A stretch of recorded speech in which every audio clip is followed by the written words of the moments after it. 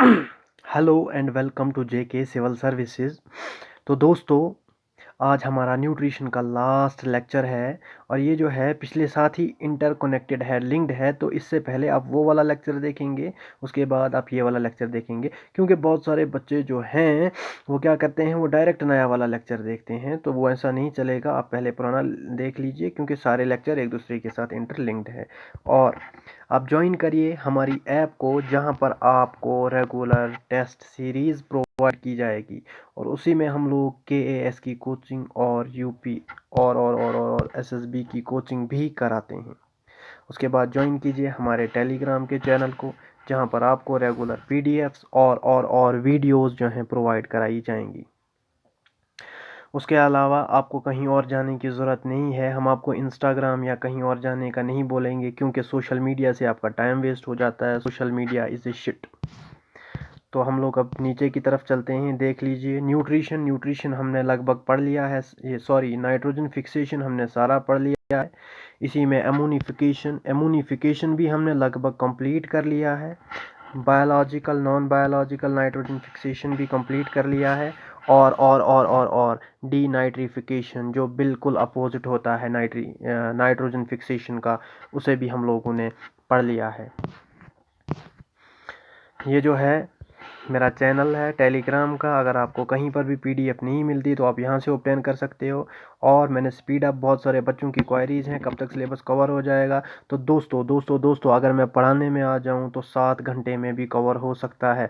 लेकिन आप सब लोगों ने अच्छे से पढ़ना है, हर एक चीज़ को पढ़ना है, क्योंकि अब एसएसबी का भरोसा नहीं। आप 4th क्लास का पेपर देख लीजिए, 4th क्लास में कितना टफ उन्होंने पूछा था।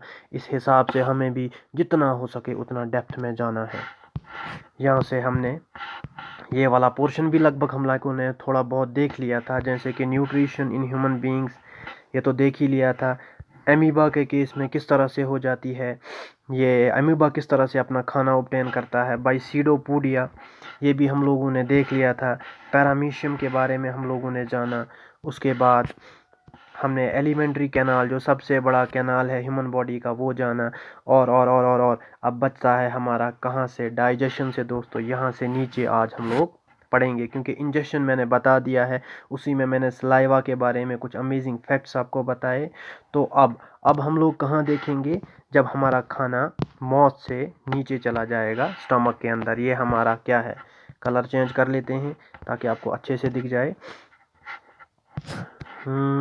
ये देखिए, खाना यहाँ पर है, यहाँ से चला गया स्टमक के अंदर। और एसोफेगस जो है, इसमें डाइजेशन नहीं होती। कुछ लोग इसे ओसोफेगस भी पढ़ते हैं, लेकिन एसोफेगस बेस्ट है प्रोनाउंसिएशन के हिसाब से, क्योंकि प्रोनाउंसिएशन भी बहुत ज़्यादा इंपॉर्टेंट है। खाना पहुँचने में मौत से लेकर स्टमक तक कितना टाइम लग जाता है, 4 आवर्स लग जाते हैं। ठीक है दोस्तों। उसके बाद अब स्टमक में क्या होगा, अब हम लोग वही देखेंगे। जो डाइजेशन होगी, डाइजेशन का क्या मतलब होता है, जो स्टमक में डाइजेशन हो जाती है उसमें नॉन एब्जॉर्बेबल फूड जो है एब्जॉर्बेबल फूड में कन्वर्ट हो जाता है। नॉन एब्जॉर्बेबल मतलब वो फूड जो हमारी बॉडी जो है ये क्या कहते हैं, एब्जॉर्ब नहीं कर पाती, उस इसलिए इसको कन्वर्ट करना पड़ता है। नॉन एब्जॉर्बेबल फूड वो हुआ जो कॉम्प्लेक्स हो, जिसे हमारी बॉडी जो है एब्जॉर्ब ना कर पाए, इसलिए इसको सिंपलर फूड में कन्वर्ट करना पड़ता है, एब्जॉर्बेबल फॉर्म में कन्वर्ट करना पड़ता है, ताकि हमारी बॉडी जो है इसे एब्जॉर्ब कर सके। तो स्टमक के बारे में बात करें, स्टमक के अंदर जो है, स्टमक के अंदर क्या होता है, स्टमक के अंदर भी बहुत सारे एंजाइम्स जो हैं सेक्रीशन हो जाती है स्टमक के अंदर, जिसकी वजह से क्या हो जाता है, डाइजेशन हो जाती है स्टमक के अंदर। लेकिन आप लोग यहाँ पर एक बात याद रखेंगे कि स्टमक के अंदर कंप्लीट डाइजेशन नहीं होती। क्योंकि अभी और बहुत सारे प्रोसेसेस होने होते हैं। उसके बाद खाना चला जाता है स्मॉल इंटेस्टाइन में, उसके बाद लार्ज इंटेस्टाइन में। तो हम लोग आगे इसी को डिस्कस करेंगे। अब डाइजेशन जो है, अगर मैं बात करूं डाइजेशन की, तो डाइजेशन जो है किसमें, स्टमक में 2 टाइप्स के एंजाइम्स जो हैं रिलीज होते हैं। एक आ जाता है पेप्सिन, और दूसरा आ जाता है रेनिन। याद रखेंगे आप लोग, पेप्सिन, PEPSIN, पेप्सिन, और दूसरे की स्पेलिंग RENIN। आप नोट डाउन कर लीजिए, मैं लिख नहीं रहा हूँ क्योंकि उतना टाइम नहीं होता। तो उसके बाद पेप्सिन का क्या काम होता है, पेप्सिन जो है ब्रेक डाउन करता है, कन्वर्ट करता है किनको, प्रोटीन्स को पेप्टॉन्स में। प्रोटीन आपको पता है पेप्टॉन्स में, PEPTONES पेप्टॉन्स में। इसी तरह से रेनिन जो है ये क्या करता है, ये कैसिनोजन को केजिन में कन्वर्ट करता है। कैसिनोजन CASEINO, कैसिनोजन को किसमें, CASEIN केजिन में, CASEIN केजिन में कन्वर्ट करता है। और केजिन जो है ना ये मिल्क में पाया जाता है ज़्यादातर। चलो छोड़ो, उसके बाद ये मैंने यहाँ पर बता दिया आप लोगों को। स्टमक जो है पेप्सिन रेनिन की सेक्रीशन करता है और ये फ्लूइड्स जो हैं लाइट येलो कलर के होते हैं। अगर पीएच की बात करें, स्टमक में जो ये दो एंजाइम्स, ये जो दो जूसेस रिलीज होते हैं, इनका पीएच जो होता है 1.5 टू 3.5 होता है। ठीक है दोस्तों, 1.5 से लेकर 3.5, यानी ये एसिडिक हैं। ये आ गया पीएच स्केल, ये है 0 से लेकर 14 तक, बीच में 7 आ गया न्यूट्रल। तो 1 से लेकर कुछ मैंने बोला 3 तक, तो ये एसिडिक वाला पोर्शन आ जाता है। ये मैंने पहले लेक्चर में भी एक्सप्लेन किया है, pH scale, potence of hydrogen और पावर ऑफ हाइड्रोजन। होप दोस्तों यहाँ तक आपको समझ आ गया होगा। एक और मैं चीज़ कहना चाहूँगा आप सब लोगों को कि जब हमारा खाना जो है ऊपर से आ जाता है स्टमक में, तो उस खाने में छोटे मोटे बैक्टीरिया होते हैं और उनका किल होना बहुत ज़्यादा ज़रूरी है, उनका मर जाना बहुत ज़्यादा ज़रूरी है। क्यों? अगर वो किल नहीं हुए तो वो जो है डिजीज़ काज करेंगे। इसलिए हमारे स्टमक में क्या होता है, कुछ सेल्स प्रेजेंट होते हैं, कुछ सेल्स होते हैं यहाँ पर जिनका नाम है ऑक्जिंटिक सेल्स, OXYNTIC, ऑक्जिंटिक सेल्स। ऑक्जिंटिक सेल्स का काम क्या होता है, ये हाइड्रोक्लोरिक एसिड जो है उसे सेक्रीट करते हैं। केमिस्ट्री में HCl, हाइड्रोक्लोरिक एसिड को सेक्रीट करेंगे और जो क्या करेंगे, वही जो है इन बैक्टीरियाज को किल कर लेंगे, अब दोस्तों यहाँ से आपको समझ आ गया, खाना मौत से आया, नीचे चला आया स्टमक में, स्टमक से चला जाता है फिर स्मॉल इंटेस्टाइन में। स्मॉल इंटेस्टाइन जानते हो ना, ये होता है स्मॉल इंटेस्टाइन। स्मॉल इंटेस्टाइन से फिर चला जाएगा लार्ज इंटेस्टाइन में, और लार्ज इंटेस्टाइन के बाद एनस थ्रू बाहर आ जाएगा। ये वाला पोर्शन है अपेंडिक्स। अपेंडिक्स क्या होता है, चलो ये भी बता देता हूँ। अपेंडिक्स जो होता है ना, जो हमारे एंसेस्टर्स थे, जो हमारे पूर्वज थे पुराने ज़माने के, तो वो क्या करते थे, वो घास खाते थे, कच्चा घास खाते थे। जैसे आज हम लोग जो है ना सब्ज़ी फ्राई करके खाते हैं, तो उस टाइम वो नहीं था, उतना वो लोग डेवलप नहीं हुए थे, इसलिए जो है वो कच्चा ही घास खाते थे। तो उसको डाइजेस्ट करने के लिए, उसमें घास में सेलुलोस होता है, उसको डाइजेस्ट करने के लिए इस ऑर्गन की, इस चीज़ की, इस अपेंडिक्स की ज़रूरत पड़ती थी। और जब हम लोग इवॉल्व होते गए तो ये खुद ही जो है नॉन फंक्शनल होता गया। नेचर का एक लॉ होता है, किसी भी चीज़ को आप लोग कम इस्तेमाल करोगे ना, तो वो जो है आराम से नॉन फंक्शनल हो जाएगा। ये जो है थ्योरी है लेमार्किज्म एवोल्यूशन में थ्योरी है। तो JB लेमार्क ने ये बात कही थी, ये बहुत इंपॉर्टेंट पोस्टुलेट दिया था, जिस चीज़ को आप कम इस्तेमाल करोगे उस चीज़ का फंक्शन धीरे धीरे ख़त्म हो जाएगा। लेकिन उसमें फिर बाद में बहुत सारे लोगों ने क्रिटिसाइज़ किया, बहुत सारे साइंटिस्ट में, तो हम लोग वहाँ नहीं जाएंगे।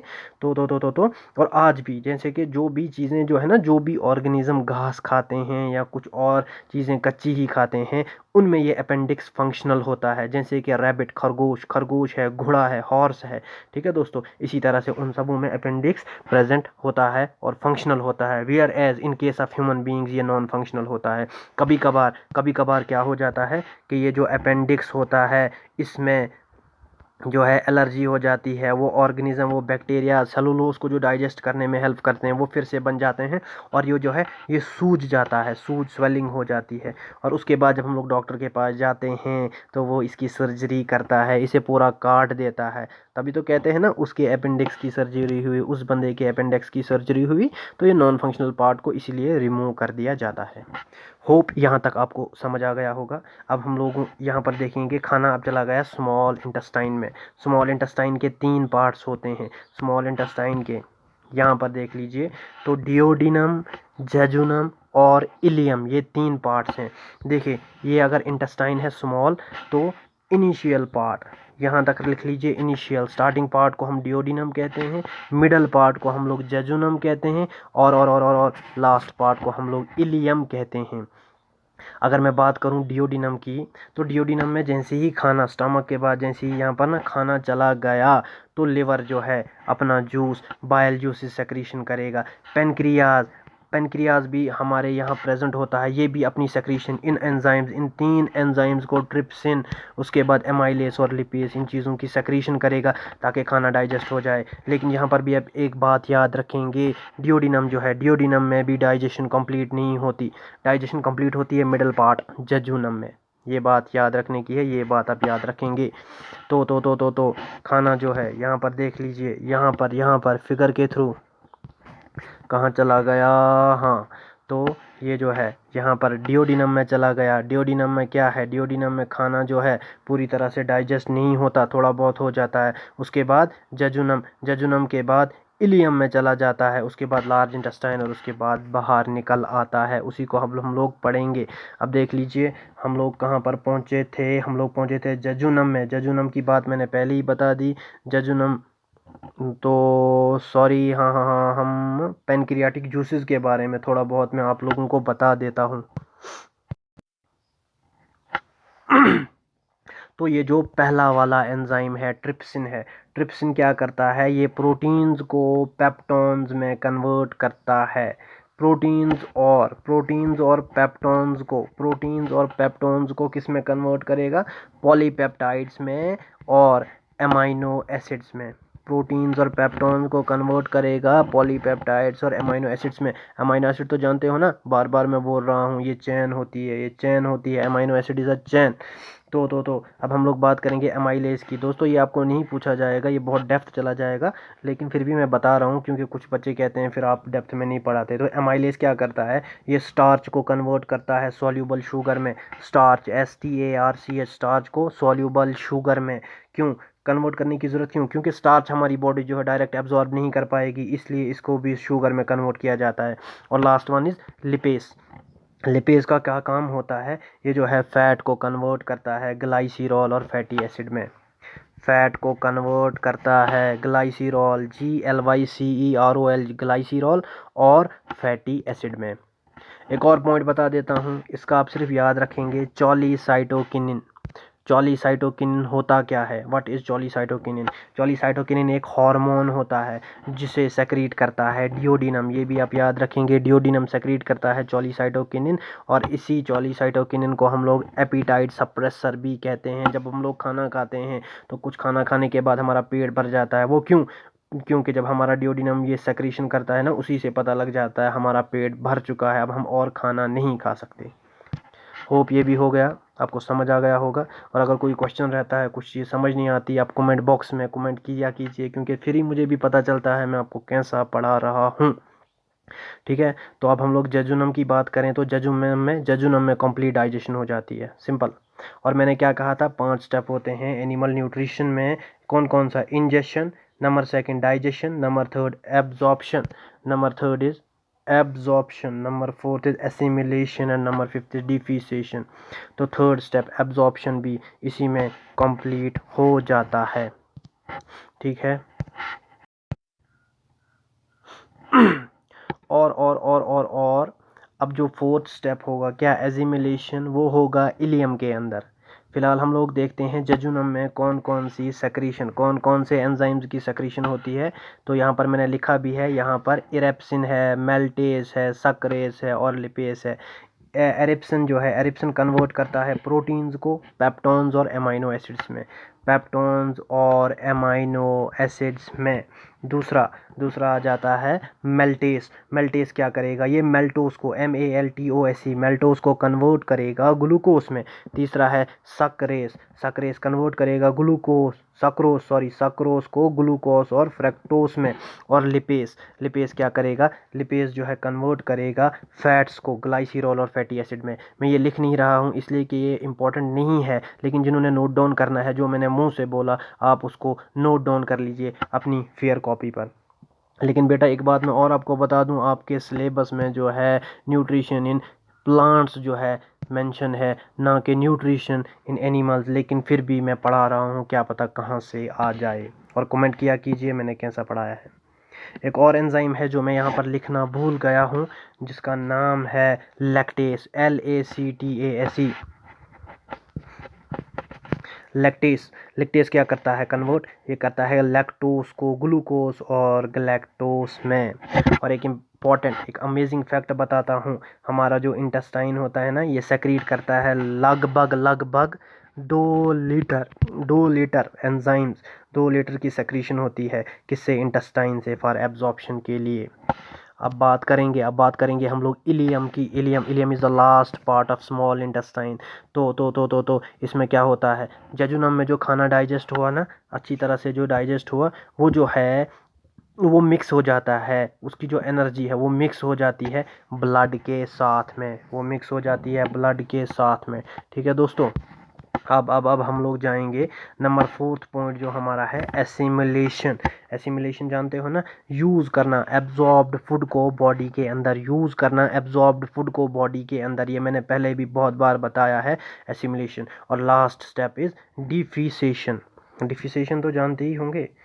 और एक बात और मैं बता दूं आपको, जो हमारा स्मॉल इंटेस्टाइन होता है ना, स्मॉल इंटेस्टाइन, इसमें बहुत सारे छोटे छोटे क्या होते हैं, विल्लाई प्रेजेंट होते हैं। विल्लाई जानते हो ना, जैसे कि जो टॉवल के ऊपर होती है ना, वो रुई जैसी जो पानी को एब्जॉर्ब करती है जब हम लोग पोंछते हैं नहाने के बाद, वैसे ही आप समझ लो हमारे स्मॉल इंटेस्टाइन में भी इस तरह के ये होते हैं, इस तरह के ये होते हैं।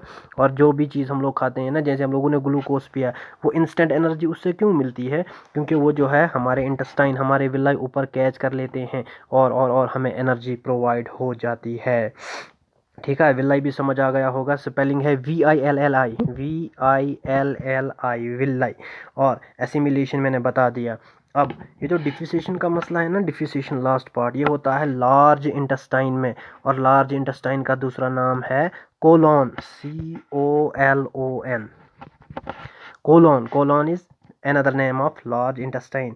अब डिफिसेशन, डिफिसेशन क्या होता है, ये जो हमारे मतलब फीसिस जो है बाहर निकलता है, ये जो टट्टी है या यूरिन, पेशाब जो बाहर निकलता है एनस के थ्रू, उसे हम लोग कहते हैं डिफिसेशन। ठीक है दोस्तों, होप यहाँ तक भी आप लोगों को समझ आ गया होगा, वीडियो लंबी हो रही है। और एक इम्पॉर्टेंट फैक्ट और बता देता हूँ, स्मॉल इंटेस्टाइन बड़ा होता है लार्ज इंटेस्टाइन से। स्मॉल इंटेस्टाइन की लेंथ जो है 7.5 होती है और लार्ज इंटेस्टाइन की 1.5 होती है। 1.5, 7.5 आ गया स्मॉल, लार्ज आ गया 1.5। ठीक है दोस्तों, इसी के साथ हमारा ये भी कंप्लीट हो जाता है। यहाँ पर एक बार फिर से दिखा देता हूँ मैं आप लोगों को, देखिए यहाँ पर मौत में खाना चला गया, उसके बाद यहाँ पर स्लाइवा ने, स्लाइवरी वो एंजाइम्स जो है सेक्रीशन स्टार्ट कर दिया, उससे डाइजेशन हो गई, खाना नीचे चला जा रहा है। यहाँ पर डाइजेशन, एसोफेगस में डाइजेशन नहीं होती, ये याद रखना आप। चला गया स्टमक के अंदर, स्टमक के अंदर जब चला गया, यहाँ पर भी पेप्सिन और रेनिन है, वो इसको थोड़ा बहुत डाइजेस्ट कर लेंगे। उसके बाद चला गया स्मॉल इंटेस्टाइन के पहले पार्ट में, स्मॉल इंटेस्टाइन ये वाला पोर्शन, इसमें चला गया, डिओडिनम में चला गया। डिओडिनम में जैसे ही चला गया, ये जो लिवर है ये सेक्रीशन करेगा। उसके बाद पेनक्रियाज, ये भी अपनी सेक्रीशन करेगा, थोड़ा बहुत खाना डाइजेस्ट हो जाएगा, चला जाएगा किसमें, जजुनम में, वहाँ पर कंप्लीट डाइजेशन। उसके बाद चला जाएगा इलियम, थर्ड पार्ट में। इलियम में क्या हो जाएगा, मिक्स हो जाएगी, वो जो एनर्जी हमने ऑब्टेन की खाने से, वो मिक्स हो जाएगी ब्लड के साथ में। और लास्ट में जो है ये चला जाएगा लार्ज इंटेस्टाइन में। लार्ज इंटेस्टाइन से ये एनस के थ्रू बाहर निकल आ जाएगा वेस्टेज। तो यही जो है कंप्लीट है nutrition in human beings.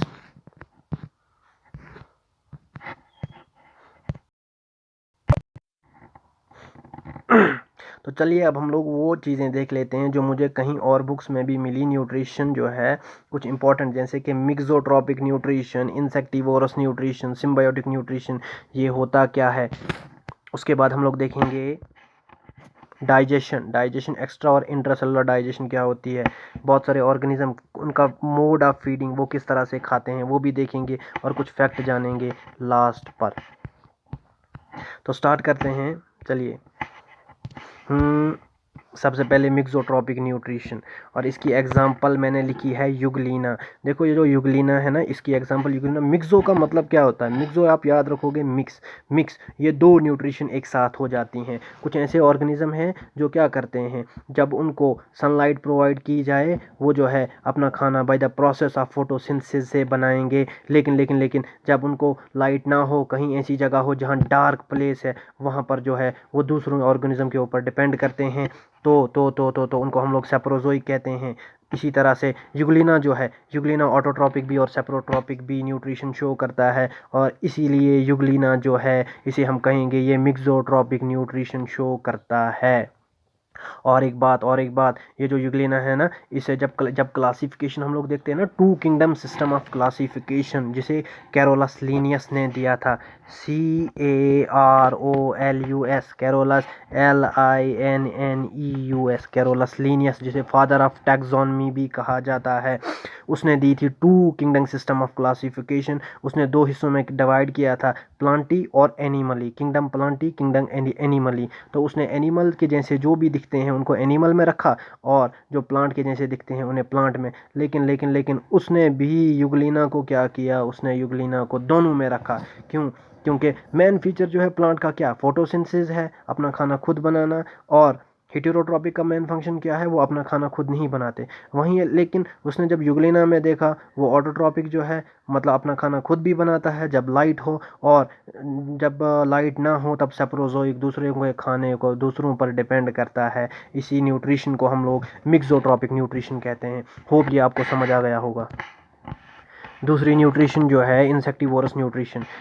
Insectivorous nutrition जो है ये हेटेरोट्रॉपिक न्यूट्रिशन ही है। It is a type of heterotrophic nutrition. इसमें क्या हो जाता है, प्लांट्स जो होते हैं ना, छोटे मोटे प्लांट्स, वो क्या करते हैं, वो जो है जैसे ही उनका ऊपर कोई एनिमल का मतलब ये नहीं है कोई एलिफेंट आप कंसिडर करोगे। एनिमल मतलब छोटा मोटा इंसेक्ट, जैसे ही उनके ऊपर बैठ जाएगा ना, तो वो बंद हो जाते हैं बाहर से। उसके बाद उनके अंदर बहुत सारी सेक्रीशन हो जाती है एंजाइम्स की, और वो जो है इंसेक्ट मर जाता है उन्हीं के अंदर। इसकी एग्जांपल की बात करूं तो पिक्चर प्लांट, सनड्यू, और वीनस फ्लाई ट्रैप जो है, आप इंटरनेट पे, रुकिए मैं आपको दिखा भी देता हूँ वीनस फ्लाई ट्रैप। तो एक मिनट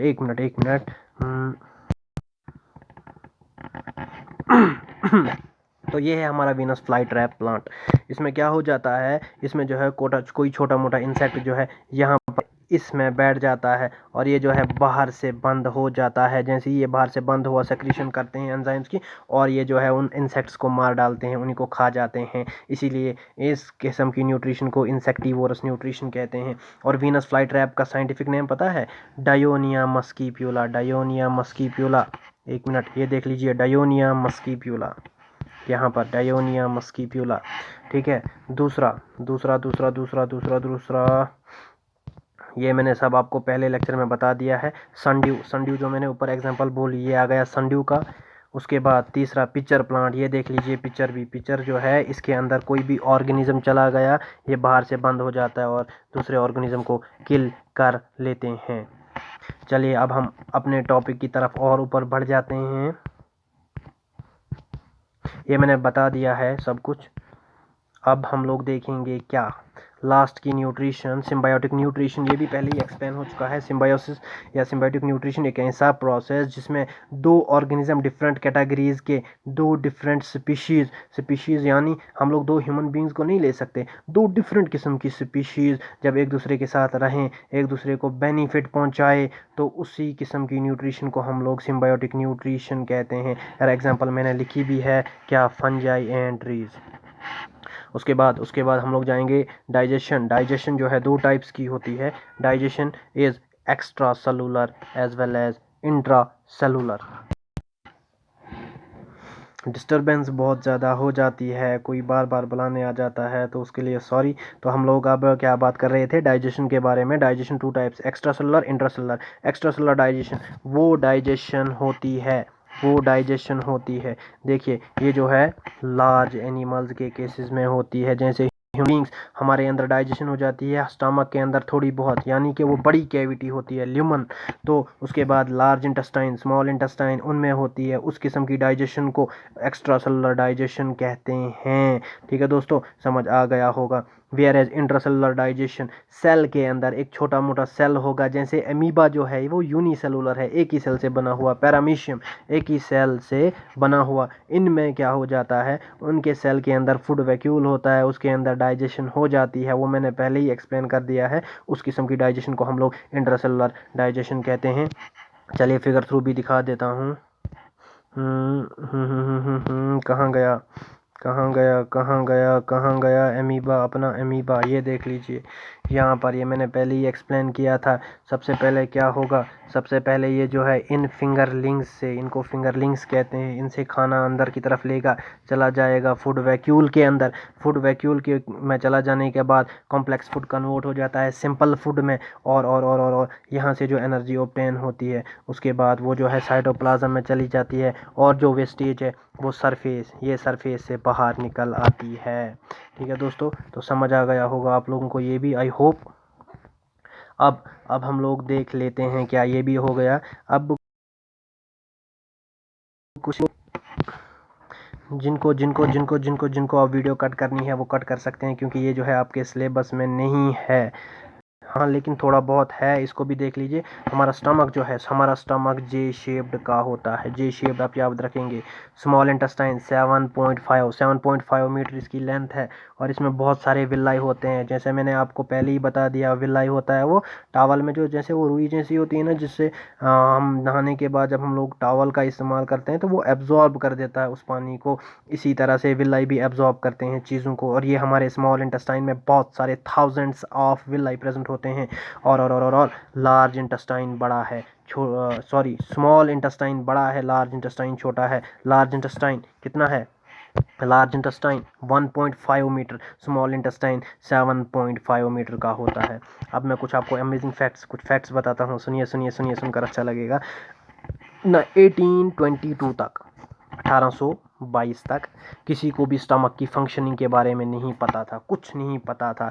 लेकिन क्या हुआ, एक बार क्या हुआ, ये जो बंदा है अलेक्सिस एस टी मार्टिन को गोली लग जाती है। लगती कहाँ है, चेस्ट के थोड़ा नीचे, स्टमक के पास में, और स्टमक, उसके स्टमक में होल हो जाता है। अब वो चला जाता है एक आर्मी डॉक्टर, जो अमेरिका का, British army doctor, American doctor था आर्मी का, विलियम ब्यूमोंट के पास चला जाता है। तो ये जो विलियम ब्यूमोंट था ना, इसको डिस्कवरीज करने का बहुत ज़्यादा शौक था। तो इसने क्या किया, इसने जो है गोली तो निकाल दी, लेकिन उसको जो है बाहर से अच्छी तरह से बंद नहीं किया, क्योंकि वो जानना चाहता था कि स्टमक फंक्शन कैसे करता है, वो काम कैसे करता है। और लेकिन जब वो थोड़ा बहुत ठीक हुआ, तो 2-4 दिन के बाद उसने क्या किया, उसने पट्टी हटाई और उसने अमेजिंग ऑब्जर्वेशंस पाई, बहुत ज़्यादा अमेजिंग ऑब्जर्वेशंस पाई। जैसे कि उसने देखा स्टमक के अंदर ये फूड जो है नर्सिंग, चर्निंग कर रहा है। चर्निंग जानते हो ना, यहाँ से खाना वहाँ पलट जाना, वहाँ से यहाँ पलट जाना, इस तरह से, और डाइजेशन हो रही थी। और वो ये बात भी उसने जानी कि स्टमक की जो वॉल्स हैं वो सेक्रीशन करती हैं कुछ फ्लूइड। उसको पता नहीं था ये एंजाइम्स हैं क्या नहीं है, लेकिन उसने सिर्फ इतना जाना कि सेक्रीशन करता है, किसकी, फ्लूइड की सेक्रीशन होती है जो डाइजेशन में हेल्प करते हैं। दोस्तों कमेंट में आप लिखेंगे ये भी आपको फैक्ट जानना कैसा लगा, कुछ रहा तो नहीं। हाँ एक और चीज़, और लास्ट पे ये थोड़ा बहुत मैं आपको एंड पे और बता दूंगा। ये जो फ्लावर है ना, रेफ्लिसिया अर्नोल्डी, दुनिया का सबसे बड़ा फूल है। इसका वज़न 8 kg मैंने लिखा है, और ये बहुत बड़ा होता है, लगभग 1-1 मीटर के इसके वो सेपल्स, पेटल्स, जो पंखुड़ियाँ होती हैं ना, 1-1 मीटर की होती हैं। इसको मैं आपको नीचे फिगर द्वारा भी दिखाऊंगा।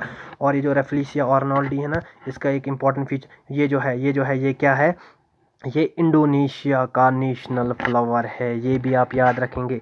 INDONESHIA, कुछ भी स्पेलिंग हो आप खुद देख लेना। तो इंडोनेशिया का नेशनल फ्लावर जो है रेफ्लिसिया अर्नोल्डी है। अब हम लोग बात करेंगे किसकी, एनिमल्स की, और वो खाते कैसे हैं।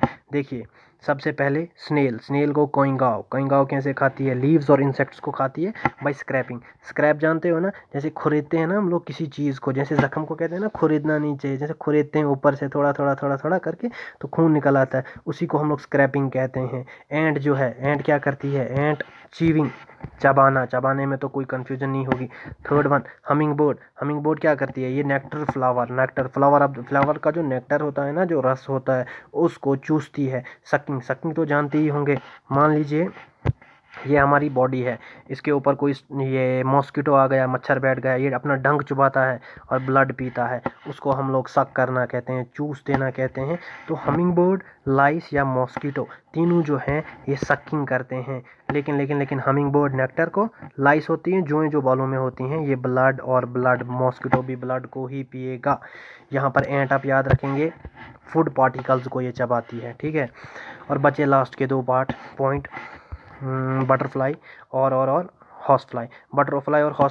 बटरफ्लाई तो फ्लावर के नेक्टर को पीती है, और हॉर्सफ्लाई तो आपको पता ही है, यहाँ पर मैंने लिखा है ऑलमोस्ट एवरीथिंग। मतलब कहने का ये मतलब है, ये जो है टट्टी से लेकर हर एक जगह जो गंदी चीज़ मिले, हर एक जगह पर बैठकर कुछ ना कुछ गंदी चीज़ें खाती रहती हैं, इसलिए इस पर मैंने ऑलमोस्ट एवरीथिंग लिखा है। और इनका मोड ऑफ फीडिंग, ये खाते कैसे हैं, by the process of siphoning, SIPHONING, siphoning क्या होता है ना, जैसे देखो हम लोग जब पोछा मारते हैं ना, तो पोछे में क्या होता है, वो किस तरह से पोछा एब्जॉर्ब कर लेता है पानी को, उसी तरह से हॉर्स फ्लाई या बटरफ्लाई ये जो है जैसे पोछा मारते हैं, उसी तरह से ये भी एब्जॉर्प्शन करती है चीज़ों की, फ्लावर की या किसी भी चीज़ जिस पर ये बैठेंगे, उसी को हम लोग सिफोनिंग कहते हैं। एक्चुअली मोड ऑफ फीडिंग तो इनका सिफोनिंग है, लेकिन सिफोनिंग टाइप इनका मुंह होता है, मौथ इनका सिफोनिंग टाइप का होता है, उसी के बेस पर इनको मोड ऑफ फीडिंग जो है, इनकी मोड ऑफ फीडिंग को भी सिफोनिंग ही कहते हैं। और लास्ट पे थोड़ा सा मैंने यहाँ पर रखा है प्रेगनेंसी, ये भी बता देता हूँ। और एक बात और बताता हूँ, जिनको लेक्चर काट करना है वो काट कर सकते हैं, ये आपके एग्ज़ाम में अब नहीं आएगा। देखिए, जब औरत जो है प्रेग्नेंट हो जाती है तो हम लोग बाज़ार से एक किट ले आते हैं, और वो किट जो है जब हम उस औरत का यूरिन डालते हैं, पेशाब डालते हैं, अगर वो प्रेग्नेंट होगी 2 लाइंस बनेंगी, और अगर वो प्रेग्नेंट नहीं होगी तो फिर एक ही लाइन बनती है, उस किट के ऊपर एक ही लाइन बनती है। वो कैसे होता है, उस किट को कैसे पता चल जाता है, it is because of this HCG, human chorionic gonadotropin, ये एक हार्मोन होता है। देखिए, जैसे ही जो है औरत के अंदर बच्चा बनना, बच्चा भी नहीं, बच्चे से पहले प्लेसेंटा बनता है, प्लेसेंटा प्लेट लाइट स्ट्रक्चर होता है। जैसे बछड़ा जब पैदा होता है ना, तो जिनके घर में गाय है उनको पता होगा, बछड़े के बाहर एक लिफाफे की कवरिंग जैसी होती है, वैसे ही इंसानों जब पैदा होते हैं उनमें भी वो कवरिंग लिफाफा जैसा होता है बाहर से, उसी को हम लोग प्लेसेंटा कहते हैं। स्टार्टिंग में वही बनता है, और जब वो बनना मसा स्टार्ट हो जाता है तो हार्मोन की सेक्रीशन बहुत ज़्यादा, HCG ह्यूमन कॉरियोनिक गोनेडोट्रोपिन की सेक्रीशन बहुत ज़्यादा हो जाती है, किसके साथ, यूरिन के साथ, पेशाब के साथ। और जब हम लोग वही यूरिन किट पर डालते हैं, वो डिटेक्ट करता है, वो देखता है क्या, अगर HCG प्रेजेंट है यूरिन में तो वो 2 लाइनें आ जाती हैं, और अगर नहीं है तो एक ही लाइन आएगी, तो पता लग जाएगा प्रेग्नेंट है या नहीं है। अब थोड़ा बहुत मैं आपको फिगर के थ्रू भी दिखा देता हूँ ये सब चीज़ें, और इसी से हमारा आज न्यूट्रिशन कंप्लीट होगा। कल हमारा नया लेक्चर आएगा, और उसको मैं विदिन 1 और 2 लेक्चर में कंप्लीट करूँगा, क्योंकि आपका सिलेबस जल्दी से जल्दी ख़त्म हो जाना चाहिए, चलिए, को क्या क्या चीज़ें अब बच गई हैं दिखाने। ये है वो फ्लावर, रेफलिसिया आर्नोल्डी, इंडोनेशिया का नेशनल फ्लावर। आप देख सकते हैं, मैंने यही पिक इसलिए चूज़ की है, ये जो बच्चे हैं ना, इन बच्चों के 4 साल इसमें लग जाएंगे, तब भी खाली जगह रह जाएगी, तो इतना बड़ा होता है।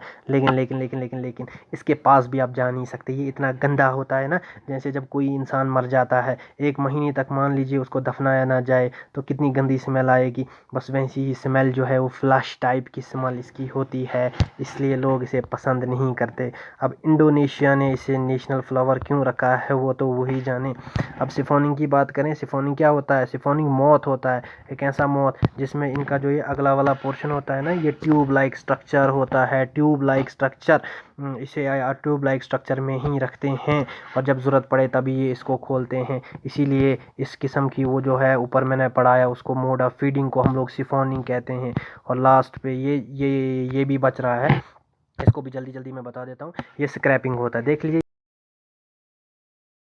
ये ऐसी रही पत्ते को, इसी को हम लोग ये कहते हैं स्क्रैपिंग कहते हैं, जो मैंने ऊपर पढ़ा लिया। और ये जो है जिनको JK सिविल सर्विसेज से जो है PDFs नहीं मिलती, वो इस टेलीग्राम चैनल, मेरे टेलीग्राम चैनल को ज्वाइन कर लीजिए। वहाँ पर आपको हर एक चीज़ मिल जाएगी हर एक चीज़ मिल जाएगी। NCERT के नोट्स भी आपको वहाँ पर मिल जाएंगे और वहाँ पे आपका टाइम वेस्टेज नहीं होगा। जो बच्चे मज़ीद पढ़ना चाहते हैं, NCERT से अलग से भी पढ़ना चाहते हैं, वो वहाँ पर ज्वाइन कर ले और वहाँ पर भी आपको सब कुछ मिल जाएगा। इसी के साथ आज हमारा ये लेक्चर कंप्लीट हो जाता है और कल हमारा नया लेक्चर आ जाएगा। और वो जो है 2 लेक्चर में, मैं ज़्यादा बोल रहा हूँ, 2 लेक्चर विदिन एक ही लेक्चर में मैं कंप्लीट करूँगा, सारा कोशिश ख़त्म करने की। तो दोस्तों ठीक है, ओके बाय।